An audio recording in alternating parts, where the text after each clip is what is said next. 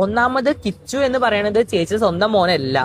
സുധീരന്റെ മൂന്നാമത്തെ കല്യാണത്തിനുണ്ടായ കല്യാണമാണ് രേണു ചേച്ചിനെ. ഫസ്റ്റ് കല്യാണത്തിന്റെ അതിലത്തെ മോനല്ല കിച്ചു. അങ്ങനെ രണ്ടാമത്തെ കല്യാണം, പിന്നെ മൂന്നാമത്തെ കല്യാണത്തിലാണ് രേണു ഉണ്ടാവുന്നത്. അപ്പോ ആ ഒരു രേണു, ഒരു മൂന്നാനമ്മ ഒരു മോനെ എങ്ങനെയാണോ പ്രൊട്ടക്ട് ചെയ്യുന്നത്, സ്നേഹിക്കുന്നത്, ആ രീതിയിൽ രേണു ചേച്ചി നന്നായിട്ട് ആ കുട്ടീനെ നോക്കുന്നത് എന്നാണ് എന്റെ അഭിപ്രായം. കാരണം ഞാനത് കണ്ടുകൊണ്ടിരിക്കുന്ന ഒരു വ്യക്തി കൂടിയാണ്. ഈ 300 രൂപ 200 രൂപ ഒന്നുമല്ല, അത്യാവശ്യം നല്ല എമൗണ്ട് ഇട്ട് കൊടുക്കുന്നത് ഞാൻ കണ്ടിട്ടുണ്ട്. ഞാൻ കണ്ട വ്യക്തി, അപ്പൊ എനിക്കത് പറയാം. കാരണം എനിക്ക് അതിൽ ആരും പേടിക്കേണ്ട ആവശ്യമില്ല. ആദ്യം ഒരു കല്യാണം കഴിച്ചു ജാസി, അതൊരു പെണ്ണിനെയായിരുന്നു. ആ പെങ്കൊച്ചിന്റെ ജീവിതം നശിപ്പിച്ചു. അത് കഴിഞ്ഞിട്ട് എവിടെയൊക്കെയോ പോയി, ഗൾഫ് കൺട്രീസിലൊക്കെ പോയിട്ട് വേറൊരുത്തനെ പിടിച്ചു. അവനൊരു ആണിന്റെ ശരീരവും പെണ്ണിന്റെ വേഷവും കെട്ടി നടക്കുന്ന ഒരാളാണ്. അവൻ ഈ കാര്യങ്ങളൊക്കെ പറയാൻ എന്ത് യോഗ്യതയാണുള്ളത്? അവന് ഒരു പാവം പെങ്കൊച്ചിന്റെ ജീവിതം അവൻ നശിപ്പിച്ചില്ലേ? അവൻ ആദ്യമേ അങ്ങനെ ഉണ്ടായിരുന്നുണ്ടെങ്കിൽ അങ്ങനെ ഒരു കല്യാണം കഴിക്കേണ്ട കാര്യമില്ലായിരുന്നു. അവന്റെ റിയൽ മുഖം ഞാൻ കാണിച്ചു തരാം. അത് ഇവിടെ ഒരു റീലിലുണ്ട്. അവൻ തന്നെ ഇട്ട ഒരു റീലാണ്. അത് കഴിഞ്ഞിട്ട് നമുക്ക് സംസാരിക്കാം. നമ്മുടെ വിഷയം ജാസി അല്ല, എന്നാലും എങ്ങനെ ഇരുന്ന് പറയുന്നത് കേട്ടപ്പോൾ അവന്റെ കാര്യം കൂടെ ഒന്ന് പറയണമെന്ന് തോന്നി, അവനെ കൂടെ ഒന്ന് കാണിക്കണമെന്ന് തോന്നി. അതുകൊണ്ടാണ്. അപ്പൊ നമുക്ക് അവന്റെ ആണിൽ നിന്നും പെണ്ണിലേക്ക് മാറുന്ന ഒരു റീല് അവൻ തന്നെ അവന്റെ ഐഡിയിൽ ഇട്ടിട്ടുണ്ട്. അത് നമുക്കൊന്ന് കാണാം.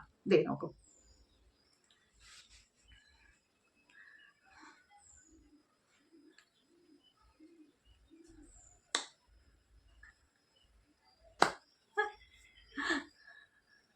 ഇതാണ് ജാസി. എന്നിട്ടാണ് ഈ എല്ലാവരെയും കുറിച്ച് പറയുന്നത്. നമ്മളുണ്ടല്ലോ, പണ്ടുള്ളവർ പറയും നമ്മുടെ 5 വിരൽ ഒരാളെ വിരൽ ചൂണ്ടുമ്പോൾ ബാക്കിയുള്ള 4 നമ്മളിലേക്കാണ് ചൂണ്ടുന്നത്. അത് സത്യമായിട്ടുള്ള കാര്യമല്ലേ? ഇവൻ നേരെയാണോ? ആ ഒരു ഇപ്പൊ കൊണ്ട് നടക്കുന്ന ഒരു കെട്ടിയോണെന്ന് പറഞ്ഞ ഒരുത്തനെ കൊണ്ട് നടക്കുന്നില്ലേ, അവന്റെ ഉമ്മ വന്നിരുന്ന് സോഷ്യൽ മീഡിയയിൽ ഇരുന്ന് കരഞ്ഞ് പറഞ്ഞ്, ഏതോ ഒരു അമ്മയ്ക്കാണ് അല്ലെങ്കിൽ ഏതൊരു ഉമ്മയ്ക്കാണ് സഹിക്കാൻ പറ്റുന്നത് സ്വന്തം മോനെ ഇങ്ങനെ ഒരു ആണും പെണ്ണും കെട്ട്, അപ്പൊ ആണ് ഒരു പെണ്ണിന്റെ വേഷം ഇട്ട് ഡ്രസ്സും ഇട്ട് നടന്നിട്ട് എന്റെ ഭർത്താവാണ് എന്നും പറഞ്ഞുകൊണ്ട് കൊണ്ട് നടന്നു കഴിഞ്ഞു കഴിഞ്ഞാൽ ഏതൊരു ഉമ്മയ്ക്കാണ് സഹിക്കാൻ പറ്റുന്നത്? അവർ എത്രത്തോളം കരഞ്ഞ് എത്രയോ വീഡിയോകൾ ഇട്ടിട്ടുണ്ടായിരുന്നു. അങ്ങനെ ആ ഒരു ഉമ്മയെ, അവന്റെ സ്വന്തം ഉമ്മയൊന്നും കാണിച്ചിട്ട് പോലുമില്ല. കാണിച്ചിട്ടുണ്ടോ? എന്താ കണ്ടിട്ടില്ല, ഞാൻ കണ്ടിട്ടില്ല. അപ്പോട്ടെ, ആ കെട്ടിയോണെന്ന് പറഞ്ഞ് നടക്കുന്ന അവന്റെ ഉമ്മ വന്നിരുന്ന് കരയുകയും പറയുകയും ചെയ്യുന്നത് നമ്മളെല്ലാവരും കണ്ടതാണ്. എന്നിട്ടാണ് ഇപ്പൊ ഇങ്ങനെയുള്ള അവൻ വലിയ എന്തോ നല്ല സാധനമോ നല്ല കാര്യങ്ങളൊക്കെ ചെയ്ത ഒരാളാണ് എന്ന് പറഞ്ഞിട്ട് പൈസയുടെ കാര്യങ്ങളും ഒക്കെ പറയുന്നത്. എന്റെ പൊന്ന് ജാസി, ആ പയ്യൻ വന്ന് പറഞ്ഞത് പയ്യന് പൈസ കൊടുക്കുന്നില്ലെന്നോ പയ്യനെ നോക്കിയില്ലെന്നോ അല്ല. ആ പയ്യൻ പണ്ട്, അതായത് ഇവരുടെ കല്യാണമൊക്കെ കഴിഞ്ഞ് ഋതപ്പനൊക്കെ ഉണ്ടായി കഴിഞ്ഞിട്ടൊക്കെ ഉണ്ടായിരുന്ന സമയത്തുള്ള ഒരു അവസ്ഥയുടെ കാര്യങ്ങളാണ് ആ കുട്ടി പറയുന്നത്. അല്ലാതെ ഇപ്പം പൈസ തരുന്നില്ല എന്നൊന്നും അവൻ പറയുന്നില്ല എന്നും അത് അവൻ തന്നെ പറയുന്നുണ്ട്. അതൊന്ന് കേൾക്കുന്നേ. എന്നിട്ട് ബാക്കിയുള്ള കാര്യങ്ങൾ ചെയ്യൂ. പൈസ കൊടുക്കുന്നു എന്ന് പറയുക. പൈസ കൊടുത്തു കഴിഞ്ഞാൽ എല്ലാം ആവൂ? ഇല്ലല്ലോ. പിന്നെ പറയുന്നുണ്ട് മൂന്നാമത് വന്നതാണ്. ഈ രേണു സുധി ആദ്യമേ അറിഞ്ഞുകൊണ്ടല്ലേ സുധിയെ കല്യാണം കഴിച്ചത്? അവന് കല്യാണം കഴിഞ്ഞ് ഒരു കുട്ടിയുണ്ട് എന്ന് അറിഞ്ഞുകൊണ്ടല്ലേ കല്യാണം കഴിച്ചത്? ഇവൾ എന്തിനു പോയി പിന്നെ ഒരു കുട്ടിയുള്ളപ്പോൾ അവനെ കല്യാണം കഴിക്കാനായിട്ട്? അയാളെ കല്യാണം കഴിക്കാതിരുന്നുകൂടായിരുന്നോ? ഈ കുട്ടിയെ കൂടെ ഞാൻ നോക്കേണ്ടി വരും പറയുന്നുണ്ട്. എല്ലായിടവും പറയുന്നുണ്ടായിരുന്നു 23-ാമത്തെ വയസ്സിൽ 11-ാമത്തെ വയസ്സായ ഒരു കുട്ടിയുടെ അമ്മയായി. ആ കുട്ടിയെ ഏറ്റെടുത്തില്ലേ, അമ്മയായില്ലേ? ഈ കുട്ടി ഉണ്ടെന്ന് അറിഞ്ഞുകൊണ്ട് തന്നെയല്ലേ സുധിയെ കല്യാണം കഴിച്ചത്? ഇങ്ങനെ ഒരു കുട്ടിയുള്ള ഒരാളെ എന്തിനു അവള് കല്യാണം കഴിക്കാൻ പോയി? അവള് കല്യാണം കഴിക്കാൻ പോകരുതായിരുന്നു. അപ്പൊ അറിഞ്ഞുകൊണ്ട് പോയപ്പോ ആ 11 വയസ്സുള്ള ആ ഒരു കുട്ടിയെ നോക്കണം, അതിനെ നോക്കിയാലേ പറ്റത്തുള്ളൂ എന്നൊരു മനസ്സാലെ തയ്യാറെടുത്തിട്ടല്ലേ പോയത്. അപ്പൊ പിന്നെ നോക്കണം. അല്ലാതെ സുധി ഒളിച്ചു വെച്ചിട്ട് കല്യാണം കഴിഞ്ഞിട്ടല്ലല്ലോ റിവീൽ ചെയ്തത് എനിക്കൊരു കുട്ടിയുണ്ട്. അപ്പം പിന്നെ പെട്ടെന്ന് ഷോക്കായി പോയി, അയ്യോ എനിക്കൊരു 11 വയസ്സായ ഒരു കുട്ടിയുടെ അമ്മയാവേണ്ടി വന്നല്ലോ എന്ന് കരഞ്ഞുകൊണ്ട് നടക്കേണ്ട കാര്യമുണ്ടോ? അവളെല്ലാം അറിഞ്ഞുകൊണ്ട് തന്നെ അല്ലേ ഈ സുധിയെ കല്യാണം കഴിച്ചത്. പിന്നെ 23-ാമത്തെ വയസ്സിൽ അമ്മയായി എന്ന് പറഞ്ഞിട്ട് നടക്കുന്നത് എന്തിനാണ്? അത് അറിഞ്ഞുകൊണ്ട് തന്നെ ചെയ്ത കാര്യമാണ്. അപ്പൊ പിന്നെ അത് ചെയ്തേ പറ്റത്തുള്ളൂ. ഓപ്ഷൻ ഉണ്ടായിരുന്നല്ലോ, കല്യാണം കഴിക്കാതിരിക്കായിരുന്നല്ലോ സുധിയെ. അപ്പൊ പിന്നെ ഈ 11-ാമത്തെ വയസ്സിലുള്ള ഒരു കുട്ടിയുടെ അമ്മയാവേണ്ട ആവശ്യമില്ലായിരുന്നല്ലോ, അല്ലേ? ഇനി നമ്മുടെ സുധി മാത്രമല്ല, ജാസി മാത്രമല്ല ഇരുന്ന് പറയുന്നത്, ജാസിയുടെ ഒരു കൂട്ടുകാരിയും കൂടി ഇരുന്ന് പറയുന്നുണ്ട്. അത് കേൾക്കുക. അത് അവരാണ് പറയുന്നത്. മൂന്നാമത്തെ അമ്മ സ്റ്റെപ്പ് മൂന്നാമത്തെ അമ്മയല്ലേ, എന്നിട്ട് നോക്കിയില്ലേ എന്നൊക്കെ. അതൊന്ന് കേൾക്കുക. അവരുടെ കയ്യിൽ അവരുടെ ലൈഫിൽ ഫസ്റ്റ് വന്ന കുഞ്ഞാണത്. അതിനുശേഷമാണ് ഋതപ്പൻ വന്നേക്കുന്നത്. അപ്പൊ ഫസ്റ്റ് അവര് ഒരമ്മ സ്ഥാനം അവര് നൽകിയതും ഒരു മകനായിട്ട് അവർ സ്വീകരിക്കുകയും ചെയ്തേക്കുന്ന ഈ കുട്ടീനെയാണ്. അപ്പൊ അത്രമാത്രം അവർക്കത് വിഷമം ഉണ്ടായിട്ടുണ്ട്. ആ കുട്ടി എന്താണ് അങ്ങനെ പറഞ്ഞെന്ന് അറിയത്തില്ല. എനിക്ക് തോന്നുന്നു എന്തോ ചുറ്റുപാടുള്ള ആരൊക്കെയോ കൂടിയിട്ട് ആ കുട്ടിക്ക് ചിലപ്പോ എന്തെങ്കിലും പൈസ കൊടുക്കാന്നോ അല്ലെങ്കിൽ എന്തൊക്കെയോ പറഞ്ഞ് മാറ്റിയ ഒരു ഇതാണ് എനിക്ക് തോന്നിയിട്ടുള്ളത്. ഒന്നാമത് കിച്ചു എന്ന് പറയുന്നത് ചേച്ചി സ്വന്തം മോനല്ല. സുധീരന്റെ മൂന്നാമത്തെ കല്യാണത്തിനുണ്ടായ കല്യാണമാണ് രേണു ചേച്ചിനെ. ഫസ്റ്റ് കല്യാണത്തിന്റെ അതിലത്തെ മോനല്ല കിച്ചു. അങ്ങനെ രണ്ടാമത്തെ കല്യാണം, പിന്നെ മൂന്നാമത്തെ കല്യാണത്തിലാണ് രേണു ഉണ്ടാവുന്നത്. അപ്പൊ ആ ഒരു രേണു, ഒരു മൂന്നാനമ്മ, ഒരു മോൻ മൂന്നാമത്തെ അമ്മയായി വന്നു, മൂന്നാമത്തെ അമ്മയാണ് അവന്റെ, എന്നിട്ടും ചെയ്യേണ്ട കാര്യങ്ങളെല്ലാം ചെയ്യണം. അത് അറിഞ്ഞുകൊണ്ട് തന്നെയാണ് വന്നത്. അപ്പൊ ചെയ്യുക തന്നെ വേണം. പിന്നെ ആ കുട്ടി പറഞ്ഞത് ആ കുട്ടിക്ക് പൈസ കൊടുത്തിട്ടില്ല എന്നുള്ള കാര്യങ്ങളൊന്നും അല്ല. അത് അച്ഛനുമായിട്ട് അടുക്കാൻ സമ്മതിക്കില്ലായിരുന്നു. പിന്നെ ഭക്ഷണം കൊടുക്കാൻ പോലും, അതായത് ഇവരുടെ കല്യാണം കഴിഞ്ഞ് കോട്ടയത്തെ വീട്ടിലേക്ക്, കൊല്ലത്ത് എന്തൊക്കെയോ ഇഷ്യൂസ് ഒക്കെ ആയി. അത് കഴിഞ്ഞിട്ട് കോട്ടയത്ത് വന്നു. കോട്ടയത്ത് വന്നതിന് ശേഷം ആ കുട്ടി 3 വർഷം ഒരു റൂമിനകത്ത് അടച്ചിരിക്കേണ്ടി വന്ന അവസ്ഥ വന്നു. ആ കുട്ടി പറയുന്നേട്ട് എന്നെ ആർക്കും ഇഷ്ടമല്ലായിരുന്നു. കേൾക്കുമ്പം ഉണ്ടല്ലോ, അതൊക്കെ കേട്ടിട്ടാണ് എല്ലാവരും ഇങ്ങനെ ആ കുട്ടിയുടെ കൂടെ ഒപ്പം നിൽക്കുന്നത്. ഈ രേണുസുതിക്ക് എതിരായിട്ട് എല്ലാവരും പറയുന്നത് അതൊക്കെ കൊണ്ടാണ്. അല്ലാതെ ഇപ്പം നക്കാപ്പിച്ച പൈസ കൊടുത്തിട്ടില്ല എന്നോ ഒന്നും അക്കാര്യങ്ങളൊന്നും പറയുന്നില്ല. പൈസ ഇപ്പോൾ ഞാനിപ്പോൾ നോക്കുകയെന്നുണ്ടെങ്കിൽ ആ കുട്ടി 10-21 വയസ്സായ ഒരു കൊച്ചല്ലേ. അതിന് സ്വന്തമായിട്ട് ഒരു യൂട്യൂബ് ചാനലുണ്ട്. അതിൽ നിന്ന് അതിന് വരുമാനം കിട്ടുന്നുണ്ടാവും. അല്ല എന്നുണ്ടെങ്കിൽ പഠിക്കുന്നുണ്ടെങ്കിലും ഇന്ന് നമുക്ക് പാർട്ട് ടൈം ആയിട്ട് എന്തോരം ജോലികൾ ചെയ്യാൻ പറ്റും. പാർട്ട് ടൈം ആയിട്ട് ജോലി ചെയ്തിട്ടായാലും അതിന് പൈസ ഉണ്ടാക്കാൻ പറ്റും. ചെറിയ കൊച്ചൊന്നും അല്ലല്ലോ, ഇപ്പൊ അത് കുറച്ച് മുതിർന്ന ഒരു കുട്ടിയല്ലേ. അപ്പൊ അതിന് പൈസ ഉണ്ടാക്കാൻ പറ്റും. അപ്പൊ പൈസയല്ല അതിനാവശ്യം ഒരു കരുതൽ, ഒരു ശാസന. അതായത് ഈ ഒരു പ്രായത്തിൽ, അതായത് 18, 20, 21, 22, 21 ഈ വയസ്സിലൊക്കെ നമ്മൾ നേർവഴി നയിച്ചു കൊടുക്കണം പേരൻസ്. അപ്പൊ അതിനൊരു ഫീല് തോന്നണം. എന്നെ കെയർ ചെയ്യാൻ ആളുണ്ട്. ആ കുട്ടി അതാണ് പറയുന്നത്. എന്നെ കെയർ ചെയ്യാൻ ആരുമില്ല, എന്നെ വഴക്ക് പറയാൻ ആരും ഉണ്ടായില്ല, അല്ലെങ്കിൽ വീട്ടിലെത്തിയോ, നീ ഭക്ഷണം കഴിച്ചോ എന്നൊന്നും ചോദിക്കാൻ ആരും ഉണ്ടായില്ല. അതൊക്കെയാണ് ആ കുട്ടി പറയുന്നത്. അല്ലാതെ എനിക്ക് പൈസ ഇല്ലായിരുന്നോ, പൈസ തന്നില്ല എന്നൊന്നും അല്ല പറയുന്നത്. ഇനിയിപ്പോൾ അതിന് സ്വന്തമായിട്ട് തന്നെ പൈസ ഉണ്ടാക്കാവുന്ന കാര്യമുള്ളൂ. 10-21 വയസ്സായി. ഇനിയിപ്പോൾ അതിന് പൈസ കൊടുക്കേണ്ട ആവശ്യമില്ല. പിന്നെ പൈസ കൊടുത്തു എന്ന് പറയുന്നത് ഇന്നത്തെ കാലത്ത് ഒരു ആൺകുട്ടികൾ ഒരു ഹോട്ടലിൽ കയറി, ഇന്നത്തെ കാലത്ത് ഈ പ്രായത്തിലൊക്കെയുള്ള പിള്ളേരെല്ലാം ഒരു ഹോട്ടലിൽ കയറി ഭക്ഷണം കഴിച്ചു കഴിഞ്ഞാൽ പല 10,000 രൂപ കൂടുതലാവും. അപ്പോൾ അതിന്റെ അയച്ചു കൊടുക്കുന്ന പൈസ ഒരു നാരങ്ങളും കുടിക്കാനോ, അല്ലെങ്കിൽ ഒരു ജ്യൂസ് കുടിക്കാനോ, അല്ലെങ്കിൽ ഒരു പപ്സ് കഴിക്കാനോ ഒക്കെ ഉള്ള പൈസയെ അതിനുള്ളൂ. അപ്പോൾ ഇനിയും ഞാൻ ഇപ്പോൾ കിച്ചുവിന്റെ അടുത്ത് പറയുന്നതാണെങ്കിൽ, കിച്ചുവിന്റെ ഇനിയിപ്പോൾ രേണുസുതിയോട് പൈസ ചോദിക്കേണ്ട ആവശ്യമില്ല. കാരണം അവൻ ഒരു യൂട്യൂബ് ചാനൽ ഉണ്ടാക്കിയിട്ടില്ലേ, അതിൽ നിന്ന് അവന് വരുമാനം കിട്ടുന്നില്ലേ. അല്ലാന്നുണ്ടെങ്കിൽ ഇപ്പോൾ ഈ രേണുസുതി തുടങ്ങിയത് കണക്ക് ഇൻസ്റ്റാഗ്രാമിൽ ഒരു സബ്സ്ക്രിപ്ഷൻ തുടങ്ങിയിട്ട് അതിനകത്ത് ഈ കുട്ടി ഒരു കലാകാരനും കൂടിയാണെന്നാണ് ഞാൻ അറിഞ്ഞത്. പാട്ട് പാടും, അപ്പം എന്തെങ്കിലുമൊക്കെ വരയ്ക്കോ, പാട്ട് പാടുമോ, മിമിക്രി കാണിക്കോ, അച്ഛൻ്റെ കൂട്ടുകാരനെ മിമിക്രി കാണിക്കോ, അങ്ങനെയൊക്കെ എന്തെങ്കിലുമൊക്കെ ചെയ്ത് കഴിഞ്ഞു കഴിഞ്ഞാലും ആളുകൾ കാണാൻ ആൾക്കാരുണ്ടാവും. സുധിയുടെ മകൻ എന്നുള്ള ഒരു അഡ്രസ്സ് വെച്ചിട്ട് കാണുമ്പോൾ അതിനകത്തുനിന്ന് സബ്സ്ക്രിപ്ഷൻ കിട്ടത്തില്ലേ. അങ്ങനെ എന്തെല്ലാം തരത്തിൽ മാന്യമായ രീതിയിൽ പൈസ ഉണ്ടാക്കാൻ പറ്റും. അങ്ങനെയൊക്കെ പൈസ ഉണ്ടാക്കിയിട്ടായാലും ആ കുട്ടിക്ക് ഇപ്പൊ ജീവിക്കാവുന്നതേ ഉള്ളൂ. ഈ നക്കാപ്പിച്ച പൈസയ്ക്ക് വേണ്ടിയിട്ട് രേണുസുതിയുടെ മുന്നിൽ കൈ നീട്ടേണ്ട ആവശ്യമില്ല കിച്ചുവിന്. എൻ്റെ ഒരു അഭിപ്രായം അങ്ങനെയാണ്. ഞാനിപ്പോൾ ഈ വീഡിയോയിലൂടെ ഇതിനകത്ത് എല്ലാത്തിലും എൻ്റെ അഭിപ്രായങ്ങളാണ് പറയുന്നത്. നിങ്ങൾ നിങ്ങളുടെ അഭിപ്രായങ്ങളും പറയൂ. അല്ലാതെ ഇപ്പോൾ രേണുസുതി എന്നെ ഒന്നും ചെയ്തിട്ടില്ല, കിച്ചു എന്നെ ഒന്നും ചെയ്തിട്ടില്ല, ഒന്നുമില്ല. ഇതെല്ലാം സമൂഹത്തിൽ ഇങ്ങനെ കാണുമ്പോഴത്തേനും ഞാൻ എൻ്റെ അഭിപ്രായങ്ങൾ പറയുന്നു. അപ്പോൾ ഇപ്പം ഞാൻ പറയുന്നതല്ല എൻ്റെ അഭിപ്രായമാണ്. അതുകൊണ്ട് ഞാൻ പറയുവാണ്, കിച്ചുവിന് സ്വന്തമായിട്ട് തന്നെ പൈസ സമ്പാദിക്കാനുള്ള പ്രായമായി. അപ്പോൾ നമ്മുടെ മറ്റേ വേറൊരു യൂട്യൂബർ ഉണ്ടായിരുന്നല്ലോ, ഷബീന ബീബി, അവരുടെ ചാനലിൽ ഈ കുട്ടിയുടെ അഡ്രസ്സും പിന്നെ ബാങ്ക് അക്കൗണ്ടിന്റെ ഡീറ്റെയിലും ഫോൺ നമ്പരും ഗൂഗിൾ പേയുടെ ഫോൺ നമ്പരും ഒക്കെ കൊടുത്തു. അതിൻ്റെയൊന്നും ആവശ്യമില്ല. ഒന്നും ചെയ്ത് അതങ്ങനെ അല്ല ആ കുട്ടിക്ക് വേണ്ടത്. ആ കുട്ടിക്ക് വേണ്ടുന്നത് സ്നേഹമാണ്. സ്നേഹം, പ്രൊട്ടക്ഷൻ, ഒരു കരുതൽ, അതാണ് വേണ്ടുന്നത്. അല്ലാതെ അതിന് പൈസയല്ല. അത് പൈസ സ്വന്തമായിട്ട് തന്നെ ഉണ്ടാക്കാനുള്ള പ്രായമായി, അതിന് സ്വന്തമായിട്ട് ഉണ്ടാക്കാനുള്ള വഴികളും ഉണ്ട് ഇപ്പം. അപ്പോൾ അതൊക്കെയാണ്. അപ്പം ഇപ്പോഴല്ല, ആ ഒരു ചെറിയ പ്രായത്തിൽ അതിന് ഈ ഒരു കരുതലോ പരിഗണനയോ അതിനൊരു പ്രൊട്ടക്ഷനോ ഒരു വാക്ക് കൊണ്ട് പോലുള്ള ഒരു സ്നേഹമോ കിട്ടിയിട്ടില്ല എന്നാണ് അതിന്റെ വീഡിയോയിൽ പറഞ്ഞത്. അതിനെ ഇപ്പോ വന്നിട്ട് കുറെ ആൾക്കാർ, സുധിയെ സപ്പോർട്ട് ചെയ്യുന്നവര് കുറെ ആൾക്കാർ വന്നിട്ട് പൈസ കൊടുക്കുന്നുണ്ട്. പിന്നെ വണ്ടി എടുത്തു കൊടുത്തു. അപ്പോൾ സുധി മരിച്ചു കഴിഞ്ഞപ്പോൾ കുറച്ച് പൈസ കിട്ടി, ആ പൈസ കൊടുത്ത് അവന് വണ്ടി എടുത്തു കൊടുത്തു. പിന്നെ 5 സ്റ്റാർ ഹോട്ടലിൽ പോയി ഭക്ഷണം കഴിച്ചിട്ടില്ല. ആ ഒരു പോയിന്റുകളൊക്കെ മാത്രമേ ഇവർ പറയുന്നുള്ളൂ. അതായത് രേണുവിനെ സപ്പോർട്ട് ചെയ്യുന്ന ആൾക്കാർ ആ പോയിന്റുകൾ മാത്രമേ പറയുന്നുള്ളൂ. അല്ലാതെ ഈ കുട്ടി അനുഭവിച്ച് വന്ന കഥകളും അല്ല രേണു ഇങ്ങനെയൊക്കെ ആ കുട്ടിയോട് ചെയ്തിട്ടുണ്ട് രേണുവിന്റെ വീട്ടുകാരും. അപ്പം അതിനെ ഇനിയെങ്കിലും അതിനൊരു സ്നേഹമോ കരുതലോ കൊടുത്ത് അതിനെ മുന്നോട്ട് കൊണ്ടുപോകണം എന്നൊന്നും ആരും പറയുന്നത് എങ്ങും കേൾക്കുന്നില്ല. പൈസ കൊടുത്തിട്ടുണ്ട് എന്ന് പറഞ്ഞിട്ട് ബാങ്ക് ഡീറ്റെയിൽ കാണിക്കുന്നു. അതിൻ്റെയൊക്കെ ആവശ്യം എന്താണ്? ഇപ്പൊ ഇങ്ങനെ കിച്ചു ഇപ്പം വന്ന് ഇങ്ങനെ ഒന്ന് പറഞ്ഞു എന്ന് വിചാരിച്ചിട്ടായാലും നാളെ അവരമ്മയും മോനും ഒന്നാവും. നമ്മളൊക്കെ പിന്നെ അന്യരാവത്തുള്ളൂ നമ്മൾ ഈ പറഞ്ഞുകൊണ്ടിരിക്കുന്നത്. ഇന്നിപ്പോ വിളിച്ചിട്ട് ഒന്നാവും എന്ന് വിചാരിക്കുന്നു. അവരുടെ ഇടയിൽ അത്ര വലിയ പ്രശ്നങ്ങളൊന്നും ഇല്ലാന്ന് വിചാരിക്കുന്നു. പക്ഷെ പ്രശ്നങ്ങളുണ്ട്.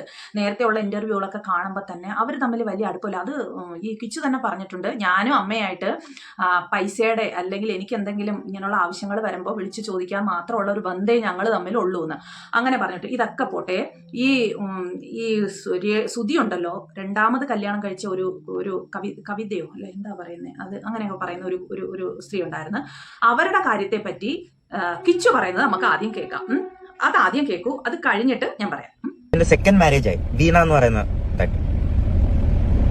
അവരായിട്ടും ഇത് തന്നെയായിരുന്നു. ആ സമയത്ത് അച്ഛനായിട്ട് എനിക്കൊരു കോണ്ടാക്റ്റേ ഇല്ലാതായിപ്പോ. എന്ന് പറഞ്ഞാൽ അച്ഛൻ എപ്പോഴും അവിടെ ആയിരിക്കും, ഈ വീണ എന്ന് പറയുന്നത് അവിടെ ആയിരിക്കും, വീട്ടിലായിരിക്കും. വൈകിട്ട് ഒരു ടൈമുണ്ട്, ആ ടൈമിലെല്ലാം എന്നെ ഒന്ന് കാണും. എനിക്ക് എന്തോ എന്നെ ഭയങ്കരമായിട്ട് ഇങ്ങനെ ഇഷ്ടമല്ലായിരുന്നു അവർക്ക്. ഞാൻ അച്ഛനെ സുതിക്കൂട്ടാന്നൊക്കെ വിളിച്ചോണ്ടിരുന്നത്, അതൊന്നും അവർക്ക് ഇഷ്ടമല്ലായിരുന്നു.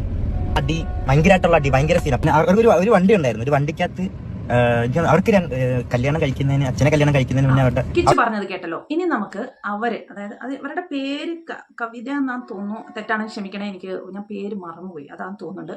അവര് ഈ സുധി മരിച്ച് കുറച്ച് കഴിഞ്ഞപ്പോൾ കുറച്ച് ഇന്റർവ്യൂസ് ഒക്കെ കൊടുത്തിട്ടുണ്ടായിരുന്നു. അതിനകത്ത് പറയുന്നതെന്ന് കേൾക്കൂ, എല്ലാവരും കണക്കാ.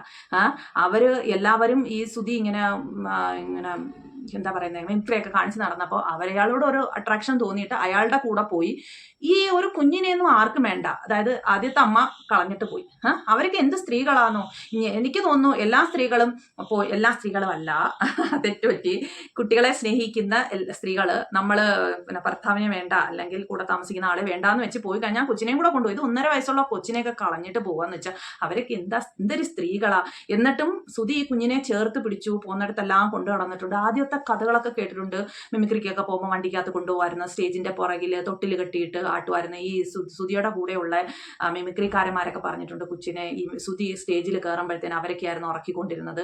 വളരെ സങ്കടം തോന്നുന്ന കഥകളൊക്കെയാണ് സുധി ജീവിച്ചിരുന്നപ്പോൾ അന്ന് സുധിയുടെ കാര്യത്തെ കഥകളൊക്കെ പറഞ്ഞത്. അന്നും ഈ ആദ്യത്തെ, അതായത് ഈ കിച്ചുവിന്റെ പെറ്റ അമ്മയോട് ഭയങ്കരമായിട്ട് ദേഷ്യം തോന്നിയിട്ടുണ്ട്. അത് കഴിഞ്ഞിട്ട് ഈ മിമിക്രിക്കോ അതിനൊക്കെ പോയിട്ട് സുധിയുടെ ഒരു അട്രാക്ഷൻ തോന്നിയിട്ട് ഈ രണ്ടാമത്തെ സ്ത്രീയെ കല്യാണം കഴിച്ചു. അപ്പൊ സുധി വിചാരിച്ചിട്ടുണ്ടാവും, എന്റെ കൊച്ചിനെ കൂടെ അവർ നോക്കിക്കൊള്ളുന്നു. അവർക്ക് വേറെ കുട്ടികളൊക്കെ ഉണ്ടായിരുന്നു, അപ്പൊ അവരുടെ കുട്ടിയെ അവർ നോക്കുന്നുണ്ടായിരുന്നു, പക്ഷെ ഈ കിച്ചുവിനെ നോക്കുന്നില്ലായിരുന്നു. അപ്പം എന്നിട്ടും അവരെന്താ പറഞ്ഞു, ഇപ്പൊ നമ്മുടെ കിച്ചു പറഞ്ഞത് കേട്ടല്ലോ അവരെ കുറിച്ച്. ഇനി അവര് പറയുന്നതും കൂടെ നമുക്കൊന്ന് കേൾക്കാം. ഒന്നാമത്തെ ഭാര്യ ചേച്ചിക്ക് അറിയായിരുന്നു. കവിത എന്നാ പേരെന്ന് എനിക്ക് തോന്നുന്നു. അപ്പോഴൊക്കെ നിങ്ങൾ തമ്മിലൊരു ഫ്രണ്ട്ഷിപ്പ് ഉണ്ടോ? അപ്പോഴൊന്നും ഞങ്ങളൊരു ഫ്രണ്ട്ഷിപ്പ് ഇല്ല. ശാലിനി ഡാൻസർ ആണെന്ന് എനിക്കറിയായിരുന്നു. ഒരു ദിവസം ശാലിനി ഞാൻ വിളിച്ച് തെറി വിളിക്കേണ്ട ഒരു അവസ്ഥ വന്നു. അതൊരു ഫിനാൻഷ്യലി, അതായത് മോൻ ഞങ്ങളുടെ കൂടെ വീട്ടിലാണ് നിൽക്കുന്നത്, ഇങ്ങനെ ഇടയ്ക്കിടയ്ക്ക് പൈസയൊക്കെ ഇങ്ങനെ കൊടുക്കുന്നുണ്ടപ്പം ഞാൻ സുധിയോട് ചോദിച്ചു, ചേട്ടാ നിങ്ങൾ എന്തിനാണ് ഈ കുഞ്ഞ് അവിടെയാണെങ്കിൽ നിങ്ങൾക്ക് കൊടുക്കാം, കുഞ്ഞിവിടെയാണല്ലോ നിൽക്കുന്നത്, നിങ്ങൾ പിന്നെ എന്തിനാ ഇതൊക്കെ ചെയ്യുന്നതെന്നൊക്കെ ചോദിച്ചു. അപ്പോഴും പറഞ്ഞ്, എടി ഞങ്ങൾ നല്ല ഫ്രണ്ട്സാണ്, അവൾക്ക് മേലാണ്ട് കിടന്നുകൊണ്ടൊക്കെയാണ് ഞാൻ കൊടുത്തതെന്നൊക്കെ പറഞ്ഞു. പിന്നെ ലാസ്റ്റ് ഈ ശാലിനി എന്ന് പറയുന്ന ലേഡി അവരെ ഹസ്ബൻഡുമായിട്ട് നിലവിലുള്ള ഹസ്ബൻഡുമായിട്ട് നമ്മുടെ വീട്ടിൽ വന്ന് ഒരു സൈക്കിളൊക്കെ മേടിച്ചു കൊടുത്തു ഈ മോന്. പക്ഷെ അതവരെൻ്റെ അടുത്ത് മറച്ചു വെച്ച്, എല്ലാവരും മറച്ചു വെച്ച്. അതിനാണ് ഇവർ ഈ ആദ്യം സംസാരിക്കുന്നതൊക്കെ കേട്ടപ്പോൾ ഉണ്ടല്ലോ, എനിക്ക് തോന്നി ഇവർ പറയുന്നതൊക്കെ സത്യമായിരിക്കുമെന്ന്. അപ്പോൾ ഒരു കല്യാണം കഴിഞ്ഞിട്ട് വന്നു കഴിഞ്ഞിട്ട് ഇപ്പോൾ ഇവരുടെ കൂടെ നിർത്തിയ ആ മോനെ, എന്നിട്ട് അത് കഴിഞ്ഞിട്ട് ഇവരിപ്പോൾ ഇങ്ങനെ ഭാര്യ, അതായത് സുധിയാണ് കുറ്റം പറയുന്നത് മുഴുവൻ. സത്യം എന്ന അവസ്ഥ നമുക്കറിയത്തില്ല, അനുഭവിച്ചവരല്ലേ, അപ്പോൾ അവർ പറയുന്നത് സത്യമായിരിക്കും. ഇപ്പോൾ സത്യം പറയാൻ സുധി ഇപ്പം ജീവനോടെ ഇല്ലല്ലോ. അപ്പോൾ പറയുന്നത് ഈ ആദ്യത്തെ ഭാര്യയ്ക്ക് പൈസ കൊണ്ട് കൊടുക്കുമായിരുന്നു, അവരെ കാണുമായിരുന്നു, അവരുമായിട്ട് സംസാരിക്കുമായിരുന്നു, അവരുമായിട്ട് ഇതൊക്കെ ഉണ്ടായിരുന്നു എന്നൊക്കെ പറയുന്നുണ്ട്. എന്തോ സത്യമാണോ എന്തോ നമുക്ക് അറിയത്തില്ലല്ലോ. അതിപ്പം ഇവർ പറയുന്നതേ നമുക്ക് വിശ്വസിക്കാൻ പറ്റൂ, സുധി ജീവനോടെ ഇല്ല. അപ്പം അങ്ങനെയൊക്കെ ചെയ്തിട്ടുണ്ടെങ്കിൽ അതൊക്കെ തെറ്റാണ് അല്ലേ, ഈ സുധി കാണിച്ചിട്ടുള്ള തെറ്റാണ്. ഈ കുഞ്ഞിനെ ഇയാളെയും കളഞ്ഞിട്ട് പോയിട്ട് പിന്നെ അവരെ കാണാൻ പോവുക, അവർക്ക് ചിലപ്പോൾ ഈ കൊച്ചിൻ്റെ അമ്മ എന്നുള്ള രീതിയിൽ പൈസ വല്ലതും കൊണ്ട് കൊടുക്കുന്നുണ്ടാവും, പിന്നെ സൈക്കിൾ മേടിച്ചുകൊണ്ട് കൊടുക്കുക, അതൊക്കെ ഇവരിൽ നിന്ന് ഒളിപ്പിച്ച് വെക്കുക, അതൊക്കെ തെറ്റല്ലേ, അതൊക്കെ തെറ്റാണ്. പിന്നെ നന്നായിട്ട് ഡ്രിങ്ക്സ് കഴിക്കുമായിരുന്നു, മദ്യപിക്കുമായിരുന്നു എന്നൊക്കെ പറയുന്നുണ്ട്. അതൊക്കെ ഒരു സ്ത്രീകൾക്കും അക്സെപ്റ്റ് ചെയ്യാൻ പറ്റുന്ന കാര്യങ്ങളല്ല. അത് ഒരുപാട് ആൾക്കാർ ഇങ്ങനെ വേറെയൊക്കെ പറഞ്ഞിട്ടുണ്ട്, ഇയാൾ കുടിക്കുമായിരുന്നു. കാരണം ഇങ്ങരുടെ ജീവിതത്തിലുള്ള സമാധാനക്കേടായിരിക്കും. ഒന്ന് കെട്ടി അത് കളഞ്ഞിട്ട് പോയി, ഏതൊരു മനുഷ്യനും ചെയ്തു പോകും. രണ്ടാമത് കെട്ടി അവിടെയും സ്വസ്ഥതയില്ല, മൂന്നാമത് കെട്ടി അവിടെയും സ്വസ്ഥതയില്ല. മൂന്നാമത് കെട്ടിയതിന്റെ കാര്യം പറയുന്ന കേട്ടില്ലേ, ഒരു വീട്ടില് രേണുവിന്റെ അമ്മ, അച്ഛൻ, പിന്നെ ചേട്ടൻ, ചേച്ചി രമ്യ ചേച്ചി, ചേച്ചിയുടെ ഭർത്താവ്, 2 കുട്ടികൾ, ഇവർക്കെല്ലാം ചെലവിന് കൊടുത്തോണ്ടിരുന്നത് ഈ സുധിയാണെന്നാ ഈ കിച്ചു പറയുന്നത്.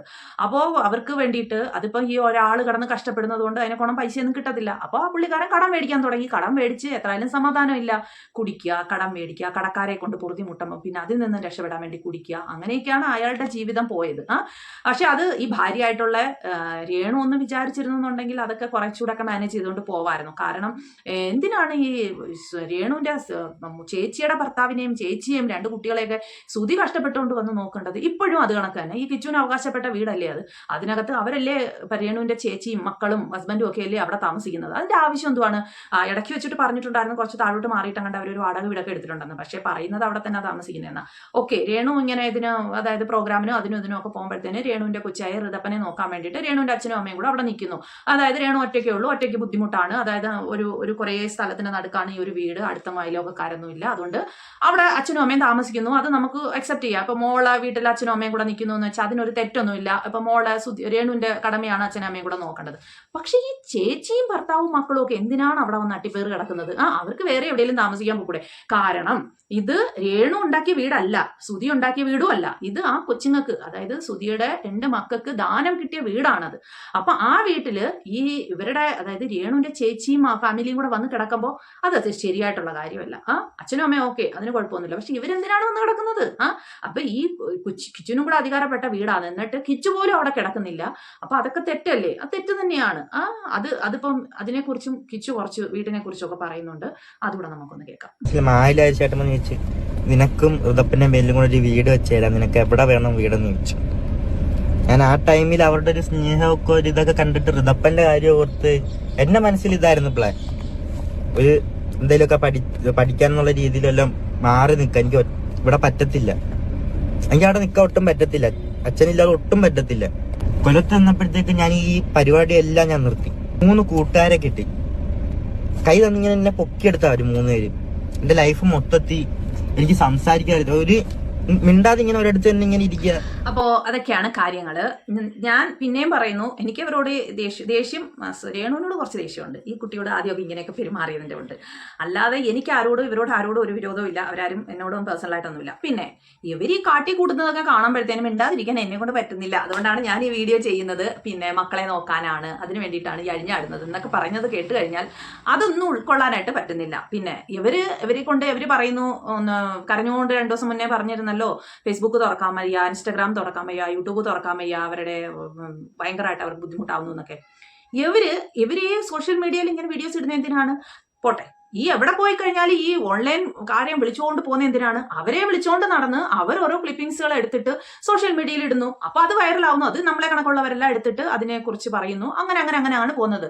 എവിടെങ്കിലും പോകുന്നു, പ്രോഗ്രാം ചെയ്യുന്നു, എന്തെങ്കിലും ഉണ്ടെങ്കിൽ ഇവർക്കങ്ങ് പോയി ചെയ്താൽ പോരെ. ഇവർക്ക് ആൽബത്തി അഭിനയിക്കുമ്പോൾ ഇവർ പോയി ചെയ്താൽ പോരെ. ഈ ആൽബത്തി അഭിനയിക്കുന്ന സമയത്തും വീട്ടിലും എല്ലാം ഈ ഓൺലൈൻ മീഡിയക്കാരെ കൊണ്ട് നടന്ന് അവർ ചോദിക്കുന്ന, എനിക്ക് വയറിന്റെ കാര്യങ്ങളും ബാക്കിയുള്ളതെന്ന് എനിക്ക് പറയാൻ വയ്യ, വയറിന്റെ കാര്യങ്ങളും അങ്ങനെയുള്ള ഡബിൾ മീനിങ്ങിൽ ഉള്ള ചോദ്യങ്ങളൊക്കെ ചോദിക്കുമ്പോൾ അതിന് മറുപടി പറയാനും ഒക്കെ ഇവരെന്തിനാ നിൽക്കുന്നത്?